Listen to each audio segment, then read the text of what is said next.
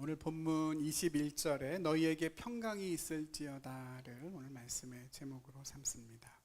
이 말씀이 저와 여러분의 삶이 되기를 바랍니다. 다 아시는 것처럼 예수님께서는 부활하신 후에 곧장 아버지 하나님께로 올라가지 않으시고 그 부활의 몸을 가지고 이 땅에서 상당 기간 제자들과 함께 머물러 계셨습니다. 그때 계셨던 기간이 며칠이었는지 혹시 기억나십니까?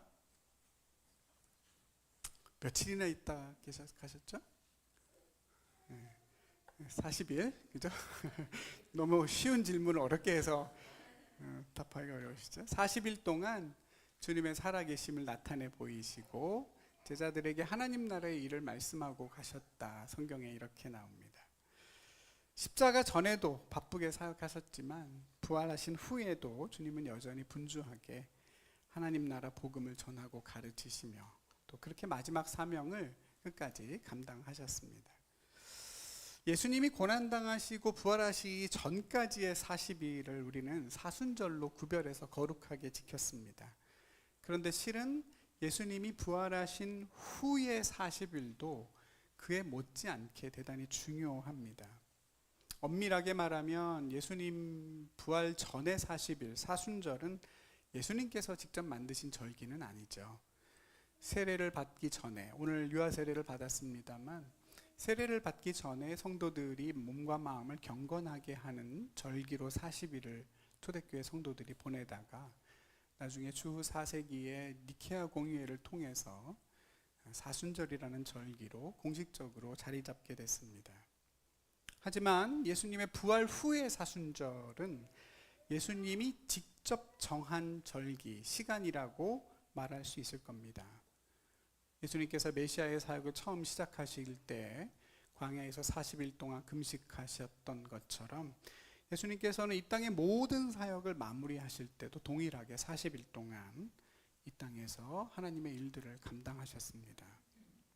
부활 후에도 여전히 주님께는 중요한 해야 할 일이 남아 있었다는 뜻이겠죠. 오늘은 그 뜻에 대하여, 일에 대하여 함께 잠깐 생각해 보려고 합니다. 부활하신 예수님께서 제일 먼저 하신 일은 제자들로 하여금 부활을 믿게 하는 거였습니다. 죽은 사람이 다시 살아나는 것, 그것도 사흘이나 지난 시신이 다른 육체로 부활한다는 것은 지금도 그렇지만 당시에도 상상하기 어려운 일이었기 때문입니다. 신앙을 가진 사람이든 아니든 다 마찬가지입니다. 다른 기적은 몰라도 부활만큼은 이해도 안 되고 상상도 안 되는 일입니다. 바울의 이야기를 곰곰이 듣고 있었던 로마의 총독 베스도라는 사람이 있습니다. 바울이 하는 얘기를 주목해서 잘 듣고 있었던 그는 어느 순간 바울이 부활에 대해서 이야기를 꺼내자마자 이렇게 말합니다. 네가 미쳤구나. 너의 많은 학문이 너를 미치게 했다. 이야기했을 정도입니다.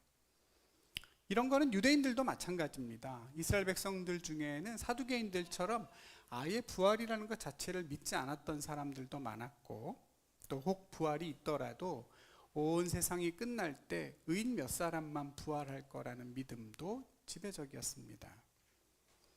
메시아가 십자가에서 죽는 것도 말이 안 되지만 그가 부활한다는 건 역시도 당시의 믿음과 상식에는 없던 얘기입니다. 예수님의 제자들도 그랬습니다. 수많은 기적을 봤고 또 예수님이 여러 번 부활에 대해 미리 말씀하셨음에도 불구하고 모든 제자가 다 똑같이 예수님의 부활을 믿기 어려워했습니다. 어쩌면 부활의 현실 자체를 부정하고 싶었기 때문인지도 모릅니다. 제자들이 원했던 건 예수님의 부활이 아니라 예수님이 죽지 않는 거였죠. 내가 한 번도 제대로 생각해 보지 못했던 일이기 때문에 너무나 두려운 일이기 때문에 더더욱 부활을 믿을 수 없었을 겁니다. 결국 제자들 전부 다 부활하신 예수님을 직접 보고서야 비로소 믿게 됐습니다. 여러분, 보고 믿는 것도 믿는 건가요? 어차피 일어난 거를 내 눈으로 봤는데 그것도 성경은 믿었다고 얘기하시죠. 그만큼 부활은 어려운 겁니다. 보지 않고 믿어서 이렇게 예수님의 부활을 함께 기념하고 예배하고 있는 저와 여러분이야말로 예수님 말씀 맞다나 정말로 복된 사람들이 아닐 수 없습니다. 그런데 여러분, 성경은 제자들이 예수님의 부활을 믿게 된 그 순간, 그 결과만 기록하고 있지는 않습니다. 부활하신 예수님을 만나서 제자들이 부활을 믿게 됐다, 이렇게 기록하지 않습니다. 그렇게 믿게 되는 과정들을 상세히 기록합니다. 사실 제자들이 부활을 믿으려고만 했다면, 믿는 것만 중요했다고 한다면 방법은 간단하죠. 오늘 본문에서처럼 제자들 앞에 예수님이 나타나 주시면 됩니다. 그렇죠? 나 봐라, 부활했다. 다들 봤지? 이제 믿어라. 이러면 끝입니다. 근데 성경은 주님이 그것보다 훨씬 더 많은 일들을 하셨다고 이야기합니다. 그리고 그 일들을 자세히 들여다보면 주님은 단순히 제자들이 부활을 믿게만 하려고 하신 게 아니라는 사실을 알 수 있습니다. 먼저는 제자들이 부활을 믿지 못하고 생각하지도 못하고 이해하지도 못하고 있다는 것을 깨닫게 하십니다. 다른 말로 하면 믿지 못하는 과정을 거치게 해서 믿게 만드시죠. 부활을 믿지 못할 뿐만 아니라 생각조차 두려워하는 제자들에게 그런 자신의 모습을 직면하게 하고, 그래서 단지 부활 현상을 경험하는 데 그치는 것이 아니라 일련의 과정을 통해서 예수님의 부활을 진정으로 믿고 이해할 수 있도록 도와주십니다. 그 출발점은 빈 무덤이죠. 비어있는 무덤을 통해서 주님은 부활의 가능성 앞에 제자들 각각을 다 세워놓으십니다. 어떤 제자는 빈 무덤 앞에까지만 갔죠. 갔다가 곧바로 돌아와서 제자들에게 무덤이 비어있다는 얘기를 전해줍니다. 근데 그 이야기를 듣는 많은 제자들은 아예 그것도 믿을 수가 없었습니다. 반면에 어떤 제자들은 무덤으로 달려갔죠. 무덤에 달려가서 빈 무덤 안을 들여다본 제자도 있고, 어떤 제자는 차마 들어갈 용기가 안 나서 머뭇거리다가 앞에 간 제자가 들어가니까 뒤따라 무덤 안에 들어가서 빈 무덤을 살펴보기도 했습니다. 예수님께서는 친절하게도 주님을 싸고 있던 수의와 또 머리 수건을 잘 따로 개켜서 옆에 놓으셨다고 성경은 증언하죠.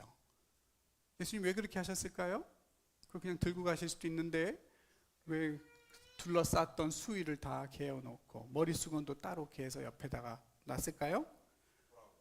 예수님이 시신을 도둑 맞은 것이 아니라 정말로 부활하셨다는 것, 예수님의 영혼이 육체에서 빠져나간 것이 아니라 십자가의 그 육체가 변하여 부활했다고 하는 사실을 그대로 보여주시죠.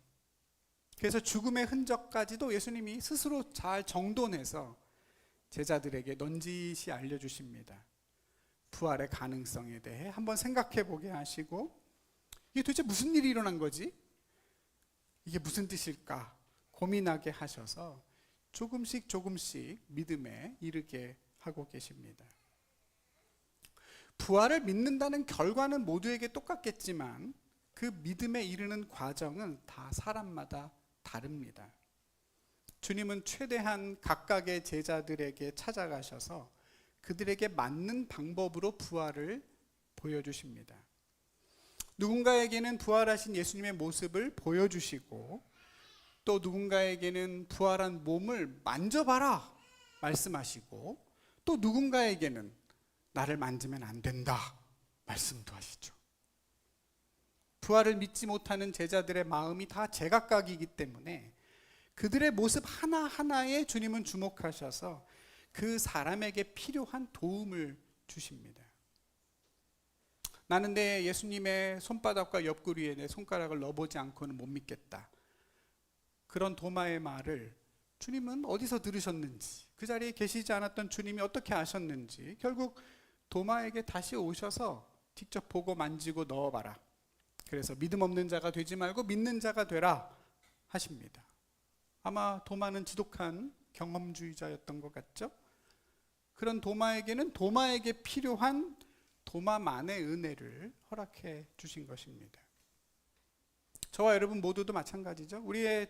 우리가 처한 믿음의 상황과 마음들이 다 달라서 우리의 모습이 다 다르기 때문에 주님이 우리의 믿음을 온전하게 해주시는 과정도 다 다릅니다. 주님을 경험하는 것도 다르죠.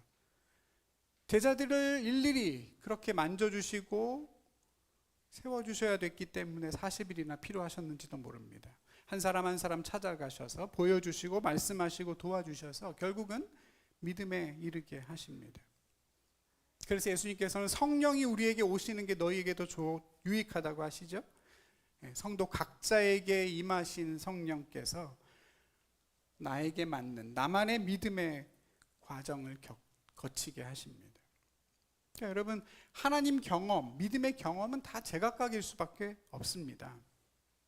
어떤 사람은 하나님의 음성을 잘 듣기도 하고, 어떤 사람은 환상을 보는 사람도 있지만, 어떤 사람은 그런 게 전혀 없이 그냥 말씀만으로 깊은 신앙에 이르기도 하고, 아마 여러분 중에는 심지어 내가 언제 예수님을 믿게 됐는지도 모르시는 분도 계실지 모릅니다.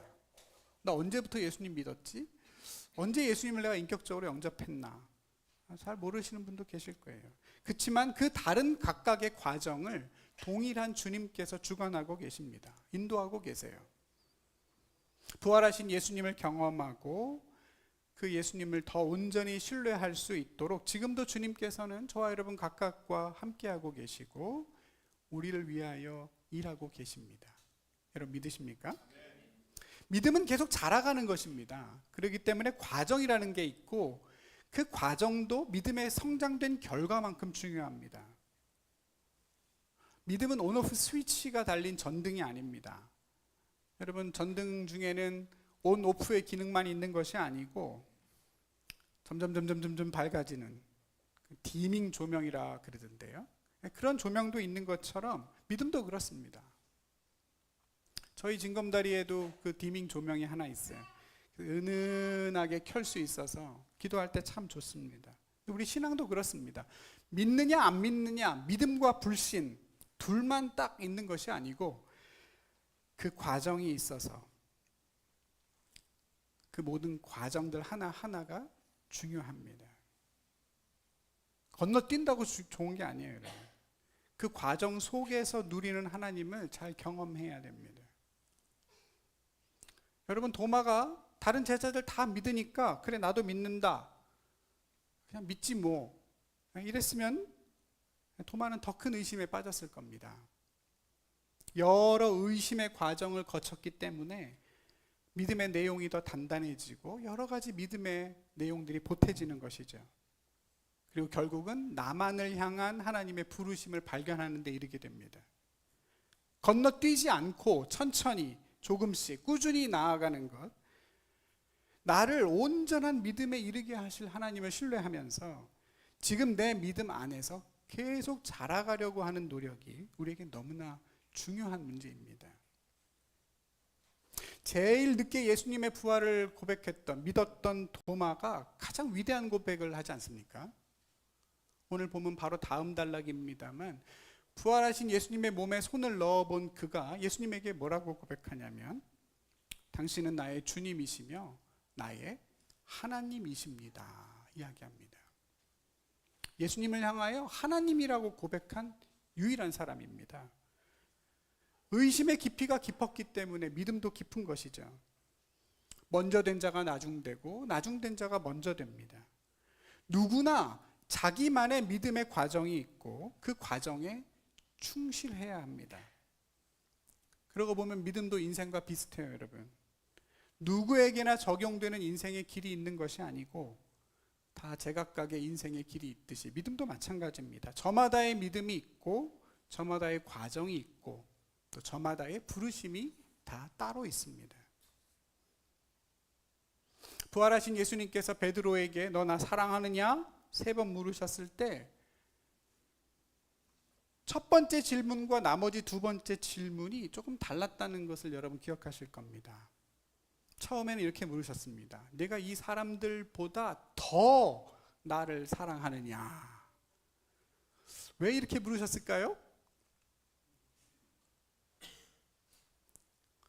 베드로가 예수님 십자가 지시기 전에 다른 사람들은 다 주님을 버려도 나는 버리지 않을 겁니다. 그래서 그러지 않았을까요? 그냥 제 뇌피셜입니다만 그러지 않았을까? 네가 다른 사람들보다 더 나를 사랑하느냐? 근데 두 번째, 세 번째는 그 비교가 사라지죠. 요한의 아들 시몬아, 네가 나를 사랑하느냐? 오직 베드로만의 마음을 물어보십니다. 대화 말미에 주님께서 베드로가 앞으로 걸어갈 길에 대해서도 설명해 주시죠. 네가 젊어서는 스스로 띠를 띠고 스스로 신발 신고 스스로 허리띠 매고 네가 원하는 대로 마음껏 다녔지만 네가 늙은 후에는 앞으로는 네가 그렇게 못 된다. 다른 사람이 너의 팔을 벌리고 다른 사람이 너의 띠를 묶어서 너를 원치 않는 대로 끌고 갈 것이다. 어떻게 베드로가 살아가고 죽게 될지에 대해서 예수님이 말씀해 주십니다. 그 이야기를 들은 베드로가 뭐라고 하죠? 예수님, 그러면 저는 어떤 믿음이 필요하겠습니까? 그 길을 걸어가려면 어떻게 살아야 될까요? 묻지 않고 뭐라 그랬어요, 동원 집사님? 옆에 있는 요한, 이 요한복음을 쓴 요한을 가리키면서 예수님, 죄는 어떻게 돼요? 물어봤죠? 괜히 옆에 있는 사람의 부르심에 관심을 기울입니다. 그러자 주님이 한마디 하시죠? 그게 너랑 뭔 상관이냐? 정말 그렇게 말씀하셨어요? 그게 너랑 무슨 상관이냐? 제가 나중에 내가 올 때까지 살아있든 말든 그건 네가 알 바 아니다. 그냥 너는 나를 따라오면 된다 말씀하십니다. 저마다의 믿음이 있고 저마다의 과정이 있고 저마다의 부르심이 있습니다. 모두가 다 자기의 십자가를 지고 주님을 쫓으면 족합니다. 그래서 신앙이 성숙할수록 어떤 일이 벌어지느냐? 비교가 사라지죠. 남의 인생, 남의 신앙, 남의 부르심에 대한 관심이 점점 식어갑니다. 그래서 진정한 평강이 찾아오죠.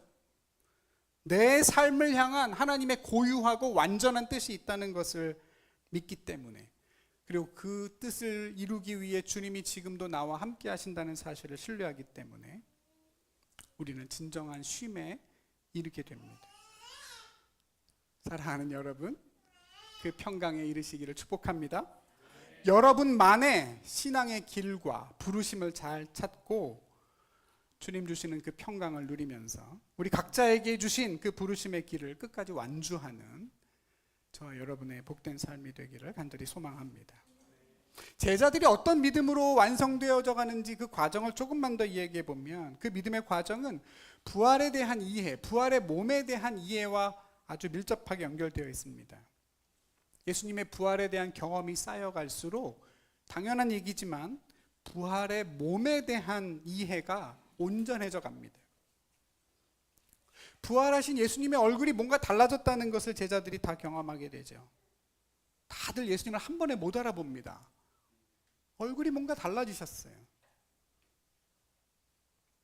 평소에 내 외모가 별로 마음에 들지 않는 분이 계시다면 부활의 때를 조금만 기다려 보시는 것도 좋은 방법이 아닐까 생각됩니다. 어쩌면 지브리 스타일보다도 훨씬 더 그럴듯한 얼굴로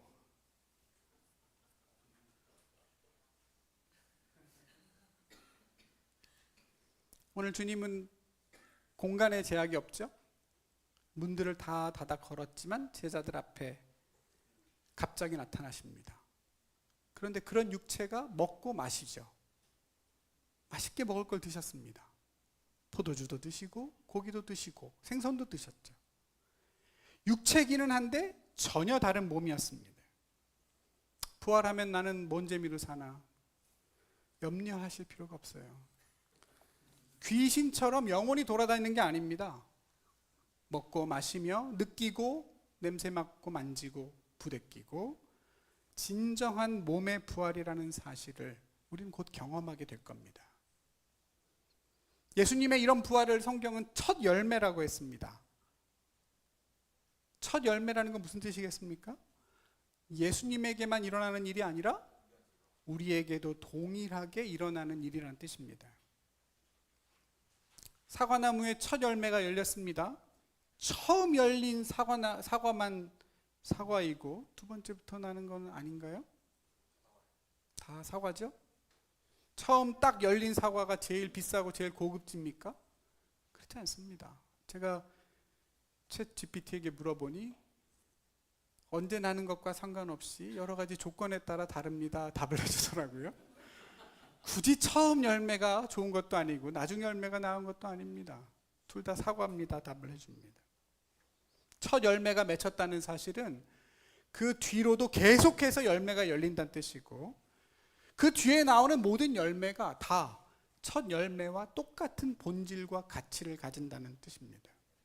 그래서 예수님의 부활이 우리에게도 중요하고 그걸 믿고 사는 삶은 다를 수밖에 없습니다.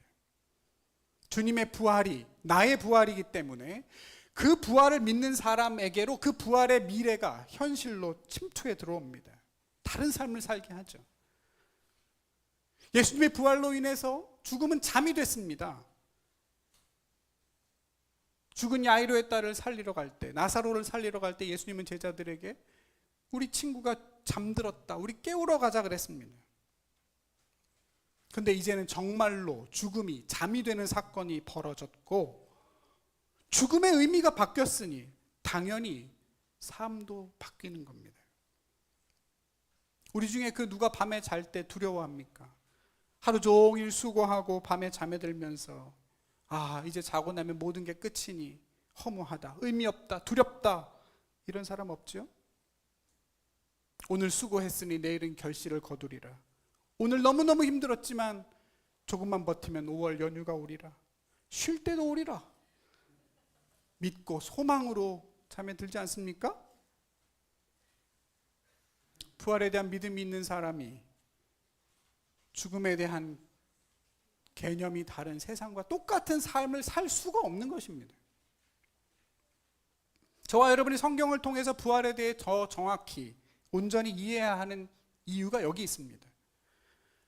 내가 상상하는 부활이 아니라 주님이 보여주시고 성경이 말씀하는 부활을 잘 믿고 이해해야만 그 부활을 증언할 수도 있고 우리의 삶으로 살아낼 수도 있기 때문입니다. 생각보다 많은 분들이 천국이랑 또 부활에 대한 오해를 갖고 계신 경우가 상당히 많습니다. 부활에 대해서 잘못된 믿음을 가지고 있는 경우도 왕왕 보게 되죠. 그 믿음이 결국 삶으로 드러납니다. 바르게 믿고 바르게 그 부활을 살아내는 신앙에 이르기 위해서 저와 여러분 모두가 함께 노력해야 할 줄로 믿습니다. 부활에 대한 믿음과 이해는 부활을 살아내는 삶으로 반드시 이어지게 되어 있습니다. 죽음의 권세가 이미 깨뜨려졌다는 사실을 신뢰하는 사람만이 두려움 없이 누군가를 사랑할 수 있고 두려움 없이 죄와 사망의 권세와 맞서 싸울 수 있습니다. 자기 십자가를 지고 주님을 따를 수 있죠.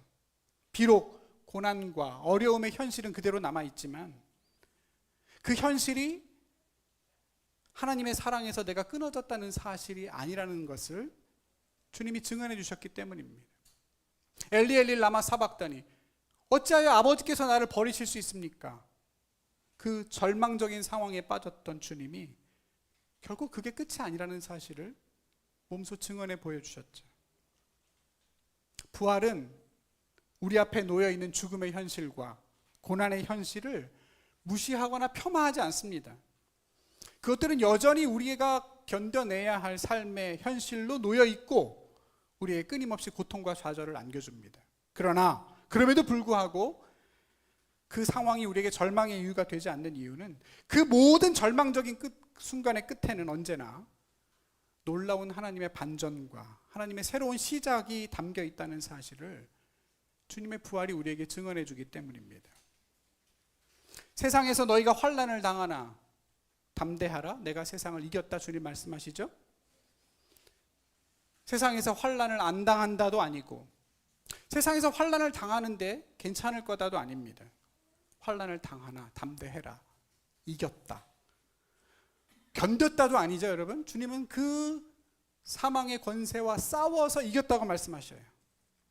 내가 이겼으니 너희도 이길 거다. 첫 열매가 맺혔으니 수없이 많은 부활의 열매가 맺힐 거다. 두려워하지 말고 그 부활의 능력이 너희 안에 이미 있으니 부활을 힘껏 살아내라고 주님은 우리를 초청해 주십니다. 여기에 대해서 한 신학자는 이렇게 비교해서 말했습니다. 하나님의 구원은 세상의 구조와는 좀 다르다 그랬습니다. 여러분, 구원과 구조가 좀 다른 거 느껴지십니까? 구조해내는 것과 구원해내는 것이 다르답니다. 영어로는 명확히 다르죠. 구조는 rescue고 구원은 salvation입니다. 구조는 어떤 위험과 고통에서 즉시 꺼내주는 것을 말합니다. 재난의 현장에서 사람을 구조하죠. 구출합니다. 근데 구원은 조금 다릅니다. 그 상황 속에서 즉각적이고 직접적인 해결만 해주는 것이 아닙니다. 구원은 때때로 고통을 없애주시기보다는 그 고통 속에서 우리로 하여금 뭔가를 더 느끼게 하고 우리를 뭔가 다른 존재로 빚어가십니다. 십자가의 예수님은 구조가 안 됐죠. 구출이 안 됐습니다. 십자가처럼 우리도 구조가 거절될 때가 있어요. 저와 여러분은 죽음에서 구조됩니까? 질병에서 구조되나요? 우린 결국 병들어 죽지 않습니까? 구조가 아닙니다. 우린 죽음을 다 마주하게 되어 있고 그 죽음을 통과해서 영생에 이릅니다. 하나님은 우리를 즉시 고난에서 구조하시기보다 때론 우리를 그 고난을 이기고 진정한 구원에 이를 수 있도록 고통의 자리에서 우리와 함께 하시고 우리를 붙드셔서 우리를 이겨내게 하십니다. 그래서 성도는 문명한 자 같으나 유명하고 죽은 자 같지만 살아있고 징계받는 자 같으나 죽임당하지 않고 근심하는 자 같으나 항상 기뻐하고 가난한 자 같지만 사람을 부유하게 하고 아무것도 없는 자 같지만 모든 것을 가진 자의 삶이라고 바울은 말합니다. 나 하나 구조되는 삶이 아니죠. 나 하나 구조되는 것에 그치는 것이 아니고 누군가와 함께 구원을 얻는 데까지 우리를 자라게 하시기 위해 주님은 지금도 저와 여러분 가운데 함께하고 계십니다. 믿으시기 바랍니다. 그 구원의 중요한 한 과정이 오늘 본문에 나옵니다. 여러분, 오늘 본문에 보면 똑같은 문장이 두 번 나옵니다. 그게 뭐죠? 처음에 예수님이 제자들에게 가셔서 하신 인사말, 너희에게 평강이 있을지어다. 가뜩이나 두려워가지고 숨죽이고 있는 제자들에게 갑자기 나타나셔서 너희에게 평강이 있을지어다. 가뜩이나 있던 평강까지 다 없어지겠죠? 정말 깜짝 놀랄 지경이었을 겁니다. 너에게 평강이 있을지어다. 근데 주님이 그 뒤에 또 한 번 이 말씀을 하십니다. 다시 한번 얘기하세요. 너희에게 평강이 있을지어다. 이상하지 않습니까? 아직 더 주셔야 될 평강이 남아있다는 것인지, 아직 평강이 부족하다는 뜻인지 주님은 재차 똑같은 말을 반복하십니다. 너에게 평강이 있을지어다. 그리고 그 뒤에 하시는 말씀이 뭐예요? 아버지께서 나를 보내신 것처럼 내가 너희를 보낸다. 왜 두 번 똑같은 말씀을 하셨는지 조금 이해가 되십니까, 여러분? 처음에 평강은 부활을 경험한 자의 평강이죠. 부활을 믿는 자의 평강입니다. 부활하신 주님을 만져보고 보고 그래서 믿게 된 자가 누리는 평강이죠. 근데 주님은 거기에 머물지 않고 곧장 그 다음에 대해서 이야기하세요. 부활을 살아내는 자가 누려야 할 평강입니다. 너에게 평강이 있을지어다. 아버지께서 나를 보내신 것처럼 나도 너희를 보낸다. 적당히 보내시는 게 아니죠. 하나님이 예수님을 보낸 것처럼 나도 너희를 그렇게 세상에 보낸다. 내가 했던 일을 너희도 할 것이요 그보다 더한 일도 할 거라고 말씀하셨죠. 그렇게 제자들을 세상으로 보내려 하시기 때문에 주님은 너에게 또 다른 평강이 있어야 된다. 성령 하나님이 주시는 평강이 필요하다. 성령을 받으라. 숨을 내어 쉬시고 성령을 주시고자 하시고 두 번째 평강을 맛보라고 초청하십니다. 예수님 부활하셨으니까 나도 부활할 거야. 아, 이제 모든 죽음이 다 끝났네. 아, 이제 평안하고 기쁘고 행복하고 감사하고 여기 그치는 것이 아니고 예수님은 그 다음을 말씀하세요. 아버지께서 나를 보내신 것처럼 나도 너희를 세상에 보내는 거야. 근데 저는 솔직히 주님 너무 과하다 생각돼요. 그렇지 않습니까, 여러분? 지금 막 두려워하다가 예수님 부활하신 걸 처음 본 사람들인데, 아, 니네 놀랬지? 너에게 평강이 있을지어다 해놓고 또 갑자기 평강이 있을지어다 내가 너희를 보낸다. 언제 봤다고 또 바로 보내시잖아요? 주님의 간절함이 느껴지십니까? 너의 삶은 너의 삶으로 끝나는 게 아니야. 난 너희를 보내고 있어. 아버지가 나를 보내신 것처럼 나도 너희를 세상에 보내는 거야. 너희에게 평강이 있기를 바란다고 말씀하십니다. 거기까지 가야 된다고. 그게 진정한 평안이라고. 그것이 온전한 부활의 삶이라고 주님은 제자들을 재촉하십니다. 부활하신 주님을 만나고 믿고 경험하고 부활이 무엇인지를 알게 되는 것. 그래서 기쁨과 소망 속에 살아가는 그 평안만이 아니라 내가 너희를 보낸다. 차마 우리가 다 감당하기 어려울 것 같은 삶에 대해서